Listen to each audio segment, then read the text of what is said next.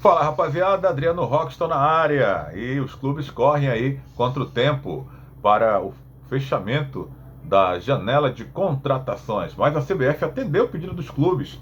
Nessa quinta-feira, a CBF decidiu esticar aí o prazo aí do fechamento dessa janela de contratações. A janela de transferência vai até o dia 20 para o futebol brasileiro. Jogadores que atuaram em campeonatos estaduais, né? Tem esse porém, né? A janela, o prazo é até dia 4 de abril, mas para jogadores que não disputaram estaduais. Mas quem quer contratar até o dia 20, depois desse prazo, até o dia 20, que a CBF esticou, o jogador terá que ter disputado algum campeonato estadual, senão não poderá ser inscrito. E quem quiser trazer jogador da gringa, jogador do exterior, só pode também até o dia 3 de abril. Pois daí é só se o cara não tiver mais nenhum vínculo com o clube, tiver rescindido o contrato, aí pode contratar depois desse prazo. Aí depois do dia 20, que a janela se fechar, só vai reabrir novamente no dia 2 de julho, meio do ano. Né? E o fechamento dela é mais curto, vai durar um mês, até o dia 3 de agosto.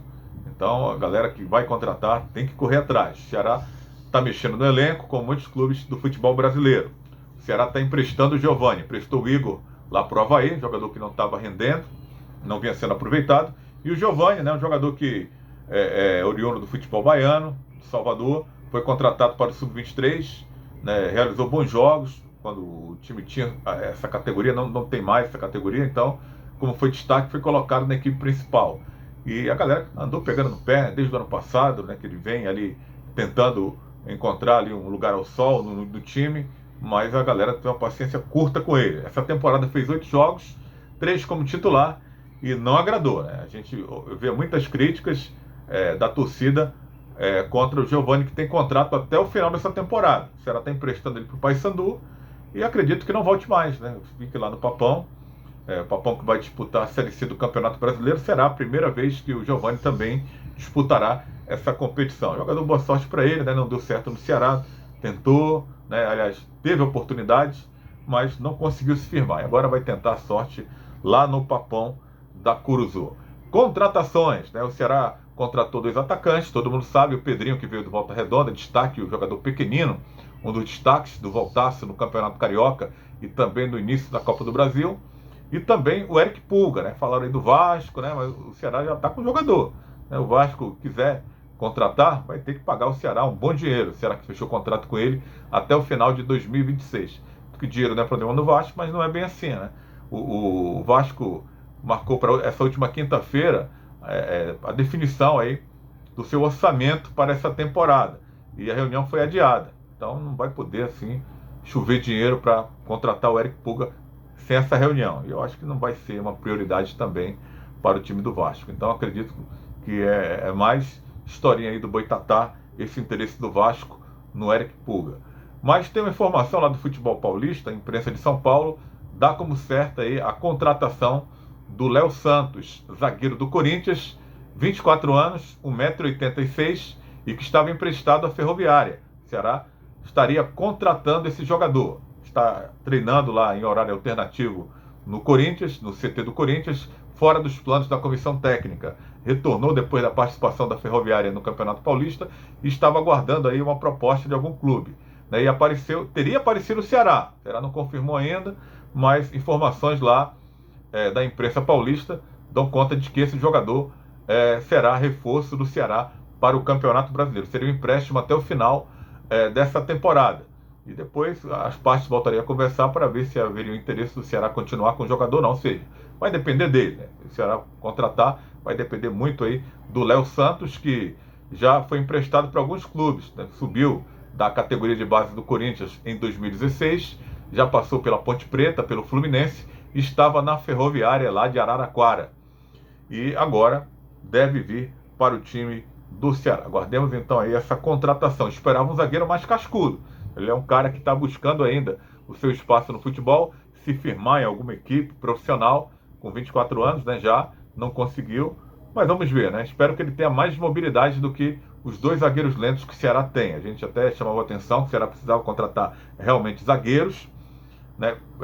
O Thiago, hoje o principal zagueiro do Ceará, o titular absoluto, mas é lento. O próprio Luiz Otávio, que jogou o último clássico também, tem característica de ser um jogador lento, até porque é veterano, os dois são veteranos, e o Luiz Otávio ficou muito tempo parado. Foi bem no Clássico, mas isso não significa uma sequência de jogos, é diferente. Então o Ceará teria mesmo que ir às compras e trazer um zagueiro, mas só que eu esperava um cara mais experiente, pelo menos na competição que o Ceará vai disputar, que é a Série B do Campeonato Brasileiro. Não tem experiência, mas tudo bem. Se vier mesmo, vai ser uma aposta e vamos ver, vamos torcer para que dê tudo certo aí. O Léo Santos, se vai mesmo vestir a camisa do Ceará. Tem os zagueiros de mobilidade lá, que é o Gabriel Lacerda, mais jovem, e no elenco do Ceará, e também o David Ricardo, que esteve ausente do Clássico com um problema de virose, mas já está tudo ok com ele, deve estar à disposição do Gustavo Morínigo. E Gustavo Morínigo, hein? Cara, será que chegou para fazer história no Ceará, hein? Os números são muito bons, né? 19 jogos, apenas 2 derrotas, 13 vitórias, 4 empates, 2 finais. Está o time, né, com o Gustavo Morínigo, aquele tipo de final que o torcedor espera, né? Final estadual, onde o Ceará não esteve nela na temporada passada, está nessa, e vencendo clássicos contra o maior rival, onde também ninguém contava muito com isso, mas de repente o Morínigo está fazendo um excelente trabalho e vem conquistando aí seu espaço, hein? E está na final da Copa do Nordeste. Desde 2021 o Ceará não vai à final, vai para sua quinta final, vai enfrentar uma boa equipe, o Sport, que por sinal, né, o Ceará do Gustavo Morínigo foi a única equipe a vencer o Sport nessa Copa do Nordeste. A única derrota do Sport foi justamente para o Ceará por 3-2. Então, né, não vai ser fácil assim como o Sport está pensando. O Sport vem fazendo um bom trabalho também, o Anderson Moreira, aí na Copa do Nordeste, pontuou mais, por isso vai decidir em casa, né? Essa Copa do Nordeste, a decisão está marcada aí provavelmente para o dia 19, e também o jogo da volta, deixa eu ver aqui, dia 19,